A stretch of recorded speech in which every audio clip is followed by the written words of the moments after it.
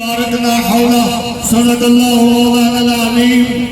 حضرات عوامی اہل سنت، میں آپ سے مخاطب ہوں کہ ہم یہاں بڑے افسوس کے تحت ہمارے بھائی جو جناب والا فلسطین میں شہید ہو رہے ہیں، ان کے جناب جو ظلم و ستم ہو رہا ہے، وہ جگہ جس کو قرآن کہتا ہے برکت والی ہے، اس جگہ پر جناب والا اس کی بے حرمتی ہو رہی ہے۔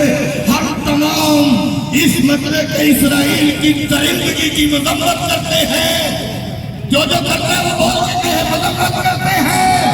لبیک لبیک لبیک الذی بارکنا حولہ، قرآن کہتا ہے مسجد اقصی اور مسجد حرام، اس کا ارد گرد ہم نے برکتیں رکھی ہیں۔ یا اللہ کیا برکتیں رکھی ہیں؟ مسلمانوں کو چھوڑو، اپنا ایمان تازہ کرو۔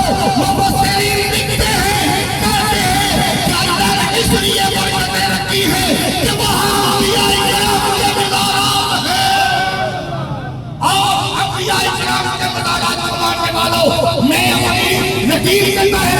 یہ آج بات کو فرمانا چاہتا ہوں، نوجوانوں ذرا اچھل کے اچھل کے لبیک، ایسے ذرا اچھل کے کہیں لبیک، نوجوانوں بولو لبیک لبیک یا اللہ، لبیک یا فلسطین، لبیک یا الحمدللہ۔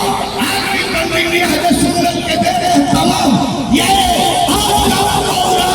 امیر جناب والا پیر محمد رسول اللہ خان صاحب قادری، آپ قاسم صاحب مصطفی، علامہ مختار المنوعی، جناب والا دیگر علماء نے محنت کر کے یہ ثابت کر دیا ہے کہ ہم انشاءاللہ تعالی اپنے مسجد اقصی کے لیے ماضی جاوی تک وقت کی باقی نظر دیں گے، ہم اپنی جانوں کے نذرانے پیش کر دیں گے۔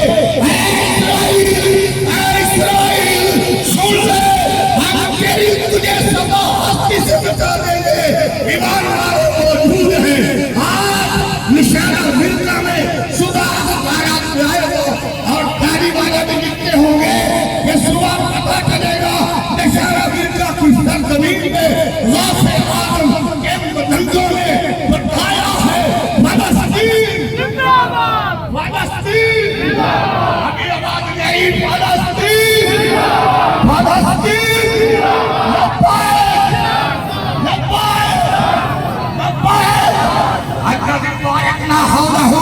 یہ قرآن بتاتا ہے ہم اقصا وہ اقصا کہ جس میں میرے نبی نے 1,00,000 کئی ہزار انبیاء کی امامت کروائی ہے۔